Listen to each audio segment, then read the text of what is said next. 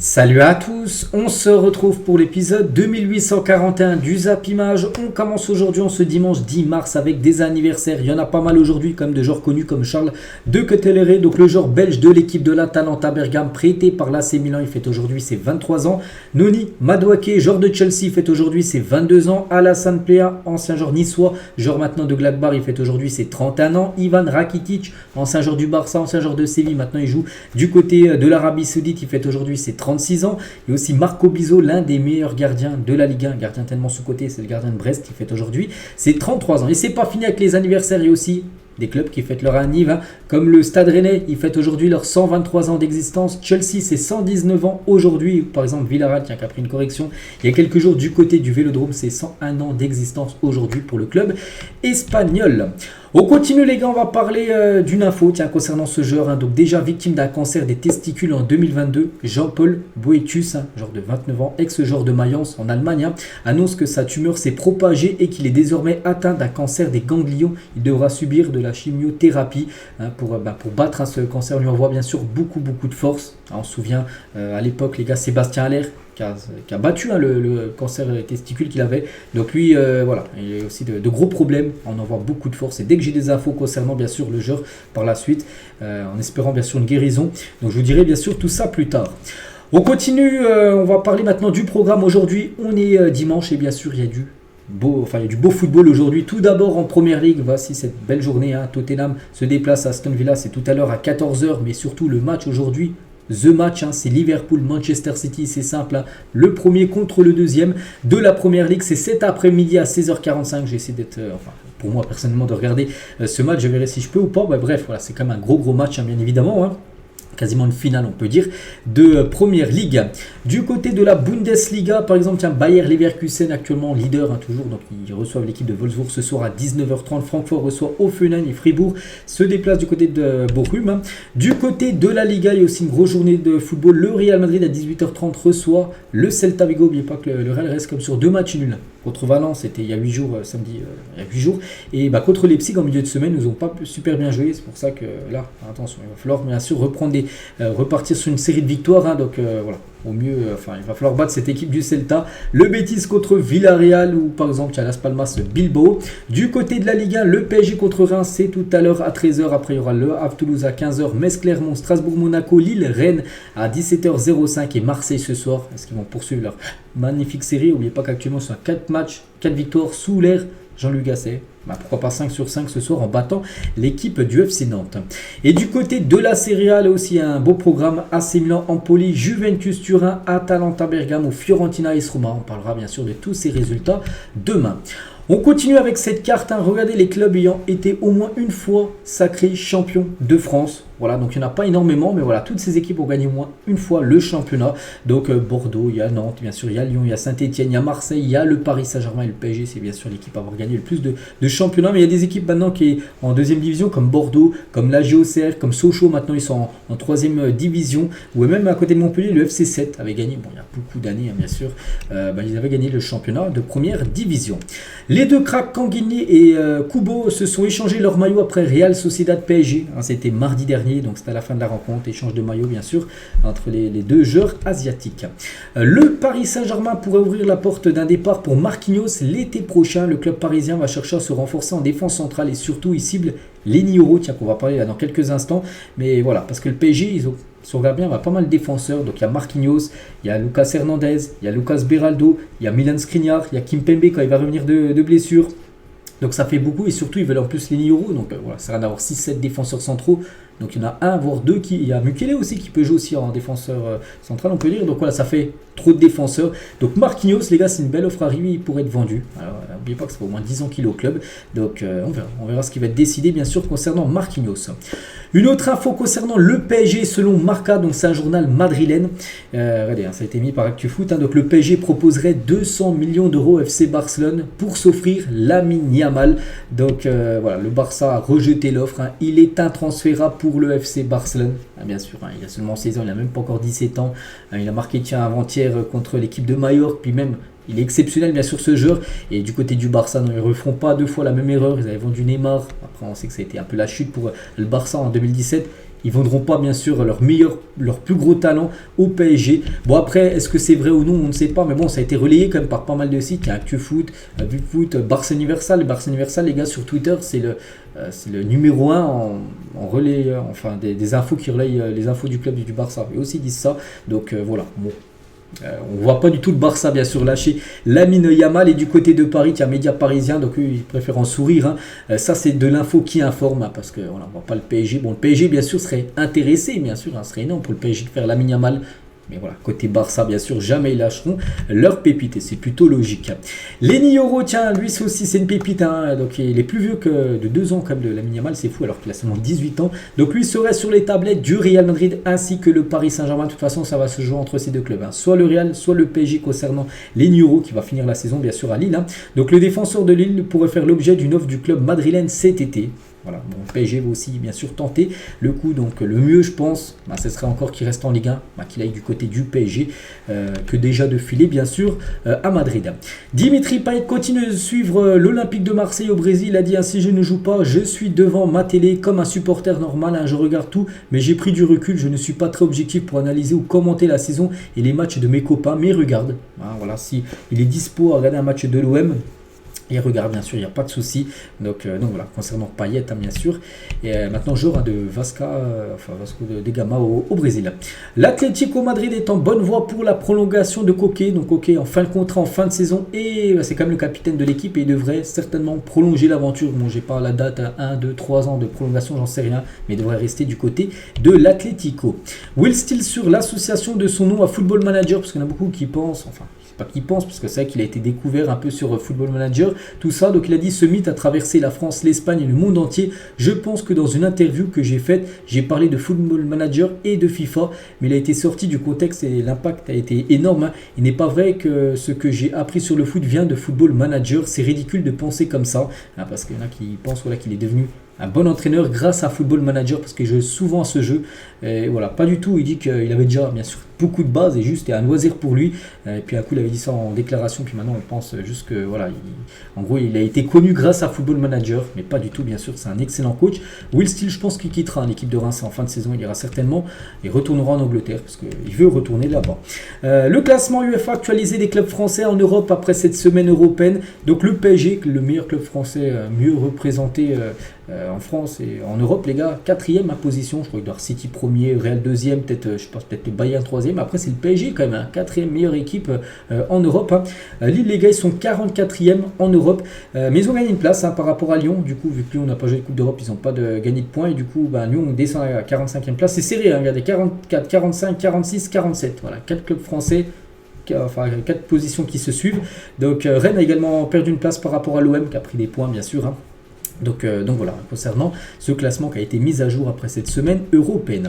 On va féliciter, tiens, l'influenceur brésilien Luva de Pedreiro et sa femme qui ont eu leur premier enfant. Donc je ne sais pas si vous voyez qui c'est un TikToker. Il a été révélé surtout sur TikTok où il faisait des frappes de loin au Brésil, vous savez, sur un stabilisé où il marquait des buts puis il faisait des cris, tout ça. Donc il a déjà eu un enfant, hein. Pourtant il est jeune, je ne sais pas quel âge il a, 18 ans, donc on le félicite, hein. Et surtout le nom choisi, hein, donc David Cristiano Ronaldo.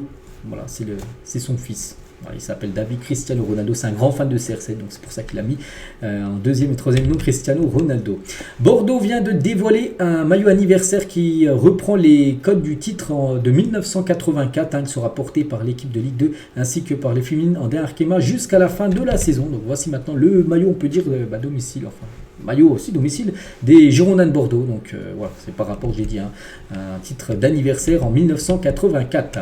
Gérard Piquet a réussi à attirer Neymar et d'autres stars pour sa King League, mais World Cup, parce qu'avant il y avait la King League qui se déroulait seulement en Espagne, mais maintenant voilà, c'est à travers le monde maintenant, parce que regardez, hein, cette Coupe du Monde Kings League, hein, qu'il est en train de faire et qui a déjà été un carton d'audience, hein, lorsqu'il l'a fait en Espagne. Donc elle va débuter fin mai au Mexique, voilà, avec un prix de 1 million de dollars pour le vainqueur, et Neymar pourrait participer. Après je sais pas les gars comment il pourrait participer fin mai, parce qu'actuellement il est blessé. Alors, imaginez les gars, il joue voilà, c'est King League alors qu'il est sous contrat avec Al Hilal, il ne peut pas jouer, je sais pas, peut-être après il sera présent, mais je sais pas s'il pourra jouer ou non, j'en sais rien. Donc voilà, concernant cette compétition de Piqué.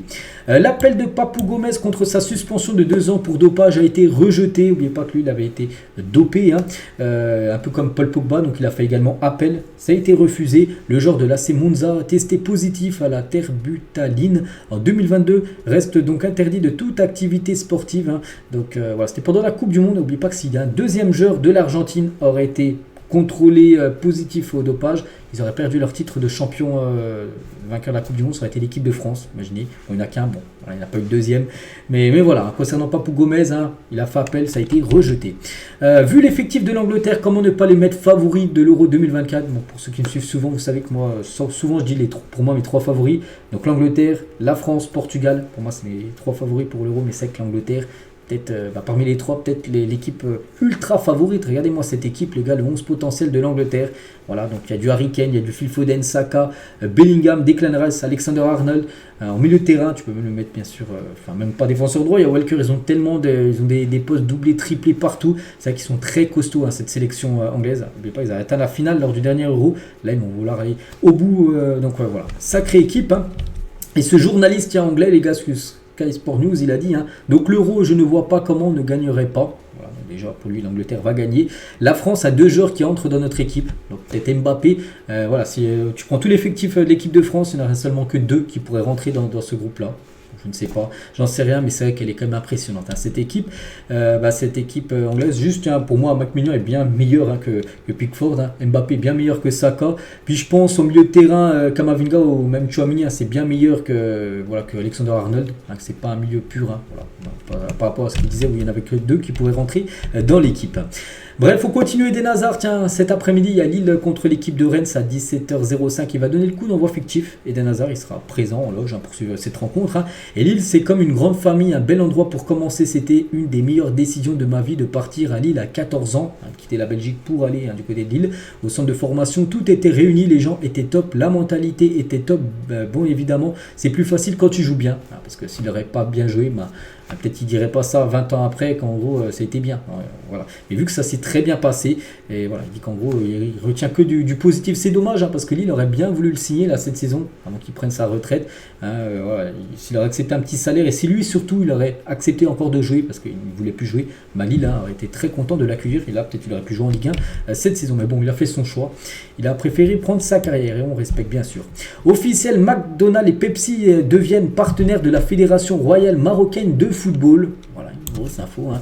Bon, c'est quand même de la malbouffe, hein. McDo, c'est pas réputé comme la bonne bouffe, et Pepsi, c'est comme des sodas ultra sucrés, mais bon, voilà, ils sont en partenariat avec la sélection marocaine. Donc le Maroc recevra de l'argent de la part de McDo et de Pepsi, hein. Et toujours avec McDo, parce qu'aussi c'est il négocie avec le Maroc, mais aussi avec la Liga.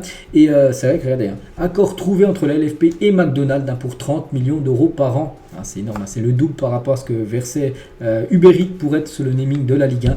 Donc on peut dire voilà, que la Ligue 1 la LFP va manger Gucci, on va dire, hein, pour les prochaines années. C'est énorme, hein, 30 millions, on n'a jamais vu ça en Europe. Un naming aussi cher, on peut comprendre que la Ligue 1 accepte, hein, de s'appeler la Ligue 1 McDonald's. Bref, fondé en 1969, le journal But vient d'être placé en liquidation judiciaire. Donc la rédaction compte 6 salariés, d'éventuels repreneurs ont désormais un mois devant eux pour reprendre le magazine en main, sinon il disparaîtra. C'est vrai qu'il date, hein, depuis 1969 et voilà, maintenant il fait plus trop de ventes et là ils sont à limite de la liquidation judiciaire, donc on verra si un repreneur ou pas concernant bien sûr ce magazine. Amazon Prime Video a recruté Antoine Comboiré comme consultant. L'ex-entraîneur de Nantes fera ses débuts ce dimanche à l'occasion du match PSG-Reims. Tiens, tout à l'heure là, à 13h, il sera consultant, Antoine Comboiré. On continue, on va parler du FC Barcelone serait intéressé par un transfert libre d'Eric Maxime Choupo-Moting en fin de saison parce qu'il est en fin de contrat avec l'équipe du Bayern Munich et du coup il peut être intéressant surtout pour un club comme le Barça, désolé, parce que le Barça on sait que voilà, les finances sont pas du tout bonnes, c'est quasiment dans le rouge, ils peuvent pas se permettre d'acheter des joueurs à 80 millions d'euros, c'est pas possible, hein, à part exception on peut dire, hein, vraiment des joueurs voilà, des très grands joueurs, mais voilà, Choupo-Moting l'avoir gratuit, là, ça peut être jouable, hein, bien sûr, pour le FC Barcelone.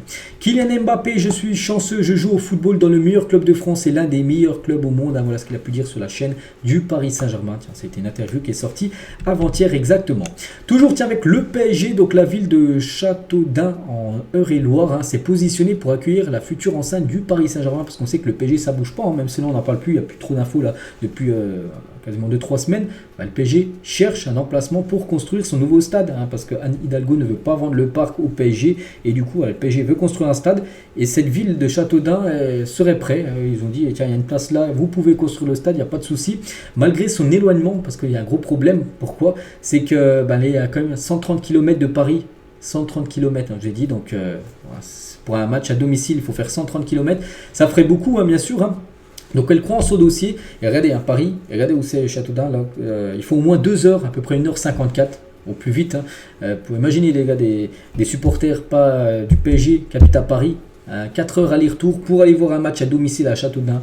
Je pense que c'est très compliqué pour eux, bien sûr, pour que le stade soit construit là-bas.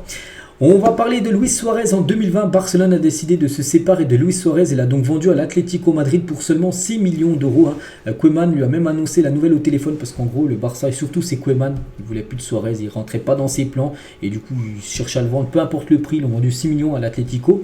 Donc l'appel de Koeman pour me dire qu'il ne comptait pas sur moi durait 40 secondes. Ce n'est pas une façon de virer une légende, hein, parce que lui se considérait comme une légende, et c'est vrai que c'est une légende, hein, du Barça, Suarez. Hein. D'abord, il m'a dit que je n'étais pas dans ses plans, puis il m'a dit que si je ne réglais pas mon contrat, je n'allais pas jouer contre Villarreal, le prochain match, hein. Enfin, c'était du Barça parce qu'il est encore à Barcelone là, à ce moment-là. Donc il manquait de personnalité pour me dire clairement s'il ne voulait pas de moi ou si c'était vraiment le club qui ne voulait pas de moi. C'est pas trop, hein. Peut-être lui surtout qui ne voulait pas de Luis Suarez dans son équipe. Hein. Donc Suarez du coup a été transféré à l'Atlético pour 6 millions et donc il a marqué 21 buts l'année où il a été transféré, hein.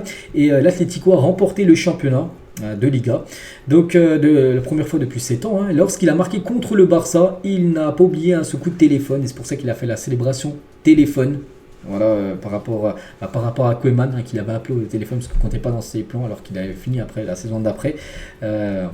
Meilleur joueur bien sûr de cette saison de Liga. Et toujours avec Suarez, hein, lorsque j'étais en compétition avec CR7 pour le soulier d'or, Messi et Neymar m'ont aidé à gagner. Ils m'ont laissé tirer des pénaltys et offert plusieurs buts. Hein. Je serai toujours éternellement reconnaissant pour ça, parce que c'est vrai que sous l'ère Messi et Cristiano Ronaldo, donc soulier d'or, c'est-à-dire le meilleur buteur en Europe, 2 fois il a quand même remporté le soulier d'or, le Suarez sous l'ère Messi et CR7, hein, pour montrer quand même un énorme buteur qu'est bien sûr l'attaquant uruguayen maintenant qui fait les beaux jours, hein, du côté de Miami. Pep Guardiola donne ses favoris pour la victoire finale en Ligue des Champions. Il a dit: nous sommes une équipe qui croit pouvoir la gagner, bien sûr. Hein. Voilà, City, ils ont gagné la dernière compétition, ils peuvent la remporter. Hein.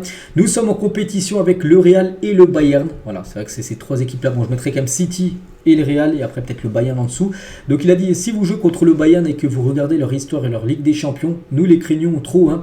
Regardez Madrid aujourd'hui, ils ont souffert contre Leipzig, et dans le passé, quand nous jouons contre Leipzig, les gens disaient c'est facile, mais ce n'est pas le cas. Hein. C'est très difficile, tout est très difficile. C'est qu'à chaque fois que, par exemple, City, ils ont posé un 5-0, 6-0 la saison dernière contre Leipzig, alors que le Real, on a pu voir qu'ils ont galéré. Mais voilà. Chaque match, c'est pas la même chose, bien sûr, hein, peu importe l'adversaire en face. Et tiens, toujours avec la Ligue des Champions, regardez le top 20 des meilleurs buteurs de l'histoire de la Ligue des Champions.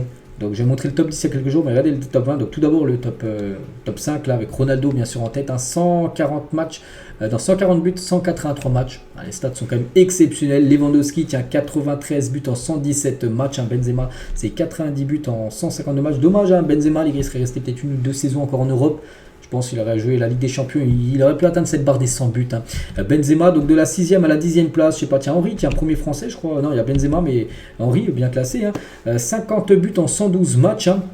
Et on descend donc Tchechenko 48. Et puis après, regardez, il y a Mbappé, les gars.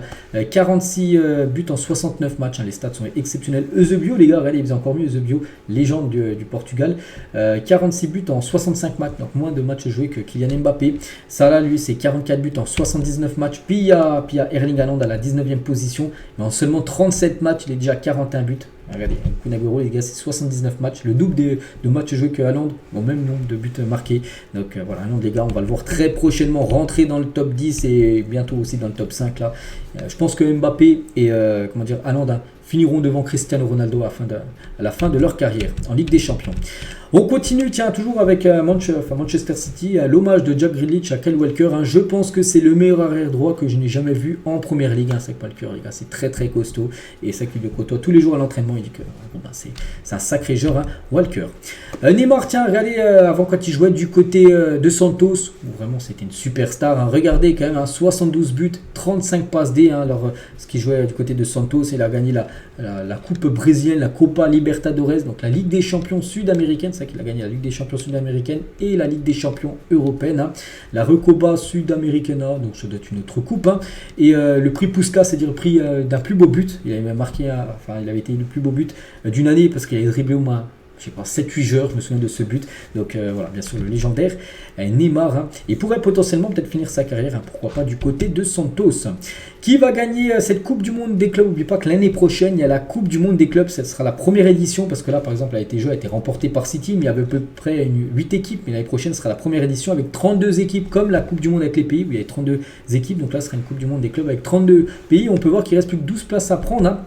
Donc tout d'abord, les équipes européennes, il y en a pas mal. Donc Chelsea, ils sont sûrs parce qu'ils ont gagné la Ligue des Champions 2021. Le Real aussi, ils sont sûrs, ils ont gagné la Ligue des Champions 2022. Pareil pour City, le vainqueur de la Ligue des Champions là qui arrive fin de saison sera également qualifié d'office pour cette future Coupe du Monde des clubs. Après, on prend par rapport au classement des équipes les mieux classées. Donc il y a le Bayern, il y a le PSG. Le PSG va jouer à cette compétition. Il y a également l'Inter, Porto, Benfica, Dortmund. Puis après, il y a encore à désigner un club italien et un club espagnol. Voilà, par rapport à l'indice, aux équipes les mieux classées. Donc là, c'est en Europe. Il y aura quand même 12 équipes européennes sur les 32 équipes en tout. Donc il y aura 4 équipes sur le continent nord-américain, à Monterrey, Saunders et León, et une équipe qui va être désignée là en fin de saison. Du côté du continent sud-américain, il y aura 6 équipes. Palmeiras, ceux en gros qui ont gagné les dernières Ligues des Champions sud-américaines. Donc Palmeiras, Flamengo et Fluminense, l'équipe de Marcelo qui a remporté la compète l'été dernier. Et il y aura le vainqueur de cette année de la Copa Libertadores qui sera également qualifié. Et 2 autres équipes en plus. Du côté du continent africain, il y aura 4 équipes. On en connaît déjà 2 qualifiées, Al-Ali et Wydad Casablanca. Il reste encore 2 équipes. Là, le futur vainqueur de la Ligue des Champions africaine sera également qualifié pour cette Coupe du Monde. Du côté du continent asiatique, donc Al-Hilal qui a gagné la Ligue des Champions en 2021 asiatique, qui sont dedans. Urawa Reds où joue l'ancien joueur Sakai, un ancien joueur de l'OM. Ce club japonais sera également bien sûr présent. Il y aura le vainqueur de la Ligue des Champions là de cette année, une autre équipe à désigner et aussi une équipe du côté de l'Australie, Auckland City. En tout, ça fera 32 équipes, voilà, tout simplement. Et voilà comment va se fonctionner cette Coupe du Monde. Cette Coupe du Monde des clubs, ce sera la première édition, n'oubliez pas que ça se jouera aux États-Unis. Le Royaume-Uni ne prévoit pas de se porter candidat à la Coupe du Monde masculine dans les 20 prochaines années. La priorité est l'obtention du droit d'accueillir la Coupe du Monde féminine. Donc voilà, en gros, l'Angleterre là ne prévoit de faire aucune candidature pour organiser une Coupe du Monde homme, mais plutôt, ils aimeraient organiser plutôt une Coupe du Monde féminine là d'ici 20 ans. Liverpool a dévoilé une nouvelle collection en collaboration avec LeBron James, un club pour lequel il est d'ailleurs actionnaire. C'est vrai qu'il a des parts dans Liverpool. LeBron James, un très grand bien sûr basketteur. Donc voilà, c'est ce nouveau style de vêtements là qui vient de sortir. Regardez les stats de Manuel Neuer parce que là en milieu de semaine, Bayern s'est imposé 3-0 contre la Lazio. Donc clean sheet pour lui, 57 clean sheet en 136 matchs. C'est le même nombre en gros de clean sheet que Casillas, mais en beaucoup de matchs moins que Casillas. Casillas c'est 177 et 136 pour Neuer. Donc en gros Neuer a des meilleurs stats. C'est les deux gardiens qui ont le plus de clean sheet dans l'histoire de la Champions League. Un petit rappel les gars que l'Espagne a titularisé comme 6 milieux de terrain lors de la finale de l'Euro 2012 et a gagné cette finale. Regardez-moi cette équipe, donc déjà le défenseur Arbeloa, Piqué, Ramos et Alba, mais après il n'y a que des milieux, même le 9 les gars c'était un faux 9, c'était Fabregas, Silva, Iniesta. Voilà, en gros, ils jouaient 109 et ils avaient gagné quand même 7 euros. C'est incroyable, cette équipe, bien sûr, Espagne. Mais regardez la qualité quand même des milieux. Xavi, Busquets, Xabi Alonso, Iniesta, Fabregas et David Silva. C'était tout simplement exceptionnel. Et en parlant d'un joueur, là, Iniesta, qui était en mode ailier gauche, mais bon, il était milieu de terrain. Ils avaient tellement de milieux qui contrôlaient totalement le match. C'était quasiment impossible de leur prendre le ballon. Et même s'ils n'avaient pas de numéro 9, ils avaient tellement d'occasions. Et même, c'est-à-dire, le but pouvait venir de partout, en gros. Voilà, vu qu'ils n'avaient pas de 9 purs, on peut dire, dans cette équipe. Et en parlant d'Iniesta, donc il y a quelques jours, il a participé à son 1000e match. Ce qui est fou, les gars, c'est 1000 matchs et surtout 0 carton rouge dans sa carrière. Pour le légendaire Andrés Iniesta, maintenant qui joue aux Émirats Arabes Unis. Georgina Rodriguez, c'est la copine de Cristiano Ronaldo à la Fashion Week de Paris il y a quelques jours. Elle a dit Cristiano, encore un an, après c'est fini, peut-être 2 ans, je ne sais pas. Elle a dit ça, elle est interviewée, elle a dit ça, je ne suis pas une copine à elle. Encore un an, après c'est fini, on ne sait pas, il parle de la fin de carrière ou de sa relation. Bon, on ne pense pas que c'est sa relation avec Cersei, mais peut-être la fin de carrière de Ronaldo, encore un an, et après c'est fini. Voilà, donc point d'interrogation concernant le futur de Cristiano Ronaldo. Le choc entre Al Hilal et Al Ittihad la semaine dernière a fait 6 fois moins d'audience que Rouen-Sochaux. Je vous ai dit hier que les audiences en Arabie Saoudite catastrophiques. Regardez, 6 fois moins de personnes ont regardé le match entre Al Hilal et Al Ittihad, où il y a des grands joueurs comme Kanté, Benzema dans ces équipes-là, que Rouen-Sochaux. Le match de National 1 a été diffusé au même horaire et sur la même chaîne lundi. Voilà, pour vous dire, que pour l'instant, ils ont du mal quand même, la Ligue saoudienne à attirer, on va dire, un nouveau public.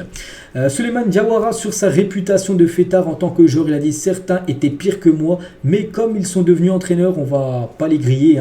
Mais je peux citer Brandao à Marseille qui m'impressionnait parce qu'il sortait en semaine alors que moi, j'avais pour règle de ne sortir que le week-end après les matchs. Les autres joueurs ne se rendaient pas toujours compte, mais moi, je captais toujours Brandao à l'entraînement à Marseille. Quand il était sorti la veille entre fêtards, il y a des regards qui ne trompent pas. Parce que Brandao, donc c'est un Brésilien, il fait la fête, mais il sortait pas que le vendredi et le samedi, il sortait même le mardi, le jeudi, peu importe le jour de la semaine, puis le lendemain à l'entraînement. Donc il arrivait un petit peu peut-être bourré, puis Diawara le voyait que, bien sûr qu'il était sorti la veille. Amiens, les gars, une équipe de Ligue 2 qui est actuellement officiellement en vente, a reçu 2 offres de reprise ces dernières années. Donc tout d'abord le Turki Al-Tchèque, un proche du prince héritier d'Arabie Saoudite, aurait proposé 55 millions d'euros en 2019 et sinon un fonds de pension anglais en 2021. Et pour l'instant, toujours pas de repreneur du côté de Amiens. Pourtant, il y a déjà eu 2 offres, mais pour l'instant, personne n'a encore passé à l'action, on va dire, concernant cette équipe. Peut-être Amiens n'a toujours pas décidé, on peut dire, ils vont vendre le club pour quelle partie. Newcastle devrait récupérer Lewis Hall de manière définitive contre 35 millions d'euros. Donc il était prêté par Chelsea à Newcastle et du coup Newcastle va lever l'option d'achat de ce joueur peu connu mais très bon joueur. Donc voilà, 35 millions d'euros que va débourser l'équipe de Newcastle. Roberto De Zerbi sur la shortlist des entraîneurs ciblés par le Bayern pour remplacer Thomas Tuchel en fin de saison. Et De Zerbi est un entraîneur, il y a Xabi Alonso qui est la priorité, c'est pas possible, De Zerbi pourrait être une alternative. Officiel, Lenny Piringuel, 20 ans, opte pour le Bénin. Donc pourtant il a joué pas mal de fois avec l'équipe de France jeune. Il comptait 17 sélections avec, je sais pas, peut-être avec les U20, les U19, voilà, les équipes de France. Donc voilà, maintenant il a choisi de représenter le Bénin. On lui souhaite bien sûr bonne chance. Zidane va rejouer pour le Real Madrid au Santiago Bernabéu contre les légendes de Porto lors d'un match de charité le 23 mars prochain. Donc dans 13 jours, voilà, donc on retrouvera Zinedine Zidane, mais pas en tant qu'entraîneur ou non, en tant que joueur contre les légendes de Porto. Le classement des meilleurs passeurs sur la dernière décennie, regardez, De Bruyne, les gars, il a 202 passes D, donc ça veut dire s'il fait une passe D ou s'il fait même 2 passes D aujourd'hui lors du match contre Liverpool, il pourrait égaler, voire dépasser Léo Messi. Donc voilà, par rapport à cette légende, bien sûr, Kevin De Bruyne. Lors de la réception de Chester, le club de Scunthorpe United a réalisé un record d'affluence pour un match de 6e division. 6e division en France, c'est du Régional 1. Il y avait quand même 7511 spectateurs. C'est quand même énorme. Par exemple, à Monaco, des fois à domicile, il y a à peu près 4000 spectateurs. Là, il y en avait 7000 pour un match de 6e division. C'est quand même incroyable, bien sûr. Le football en Angleterre. André Villas-Boas en octobre 2020 sur Leonardo Balerdi. Il sera un des meilleurs défenseurs centraux d'Europe dans les prochaines années. Donc là, il dit ça il y a 4 ans. Donc si on fait le bilan, 4 ans après, c'est peut-être pas non plus le meilleur, enfin l'un des meilleurs, il n'est peut-être pas non plus dans le top 10, mais c'est vrai qu'il a beaucoup progressé comme ces dernières années. Balerdi. Liverpool aurait demandé à la fédération égyptienne de ne pas convoquer Salah pour le rassemblement de mars afin de lui laisser du repos. Parce que là, d'ici quelques jours, tous les pays, enfin les sélectionneurs vont annoncer les joueurs convoqués pour, par exemple en France, ça sera jeudi là, Deschamps va dévoiler sa liste pour les 2 prochains matchs à l'Allemagne et le Chili, donc du côté de l'Égypte, donc ça là risque d'être appelé. Donc Liverpool aimerait en gros qu'il ne soit pas appelé. Donc la fédération égyptienne leur a dit que s'il jouait un seul match d'ici le rassemblement, il serait convoqué, ce que Liverpool ne veut pas. Donc si on regarde, donc il avait joué un match déjà contre Brentford, il s'était reblessé, donc voilà, une deuxième blessure, mais il a joué 17 minutes contre Prague, puis cet après-midi, Liverpool contre City, et on pense qu'il va jouer. Donc voilà, du coup, l'Égypte va l'appeler parce qu'il aura joué un match tout simplement avec l'équipe de Liverpool. Allegri, le coach de la Juve, sur les 4 ans de suspension prononcée contre Paul Pogba. N'oubliez pas que Pogba fait appel, on saura là d'ici, je sais pas, à peu près quelques jours, si c'est réduit ou si c'est la même chose. 4 ans, bien sûr, pour lui. Il a dit: le football perd un joueur extraordinaire, j'ai eu la chance de travailler avec lui, c'est vraiment difficile à trouver. Paul est un garçon fantastique. Mais voilà, suspendu pendant 4 ans. Donc il y aura toujours beaucoup de force à Paul Pogba. On va parler de Fabrizio Romano, est accusé d'avoir répandu des rumeurs sur certains joueurs en échange d'argent. Des clubs le paieraient contre des mentions sur ses réseaux sociaux suivis par des millions de personnes. C'est vrai que c'est quelqu'un énormément suivi, énormément influent, Fabrizio Romano. Donc il aurait reçu de l'argent en contrepartie de fake news, ou je sais pas, des clubs lui auraient dit de dire ça, tout ça. Donc voilà, petite info concernant le célèbre journaliste italien. Quand Ryan Giggs faisait son footing dans les rues de Manchester à l'époque, quand Manchester, bon, c'était pas le même Manchester, là actuellement ils sont au classement, mais avant Manchester United, c'était ça humilie à chaque fois Manchester City. Par exemple, maintenant c'est City qui les humilie, mais par exemple, regardez, Ryan Giggs est en train de poser un footing, puis, on peut voir cette jeune, peut-être pas jeune, mais voilà, en train de voir tout simplement cette légende de Manchester. Faites votre milieu de terrain de rêve parmi tous ces joueurs. Donc voilà, tous ces milieux de terrain, je ne vais pas tous les citer. Par exemple, si vous faites une équipe et vous faites un dispositif en 4-3-3, donc 3 milieux, vous prenez lequel? Donc là, vous avez le choix. Donc je ne sais pas, je vais vous donner le mien et je partirai sur Kanté. Voilà, un genre déjà pour récupérer les ballons. Je partirai également sur un Kevin De Bruyne. Puis après, il faut en mettre un dernier. Et sur Iniesta. Voilà. Vraiment, un point de vue comme ça, je mettrais ces trois-là. Bon, après, il y a plein d'autres combinaisons que tu peux faire aussi pour avoir un milieu exceptionnel. Et on finit, les gars, cet épisode aujourd'hui. Juste, pas de question de fin. Regardez, les finales de Ligue des Champions depuis 1956. La première finale, n'oubliez pas que c'était le Real Madrid contre un club français. C'était Reims, les gars. Le Real s'est imposé. Regardez, cette finale Real-Reims. En 59, ça a été exactement la même chose. Et de nouveau, Reims s'est incliné en finale de Ligue des Champions. C'est que Reims, avant, ça atteignait les finales de Ligue des Champions. Donc voilà, toutes les finales. On peut avoir 93, Marseille contre Milan. Pour le club où c'est allumé à chaque fois par rapport au club un peu plus sombre, c'est celui qui a gagné et l'autre qui a perdu. Donc voilà, la finale la plus marquante, je ne sais pas, c'était en quelle année, le Liverpool, Milan AC ou Milan gagnait.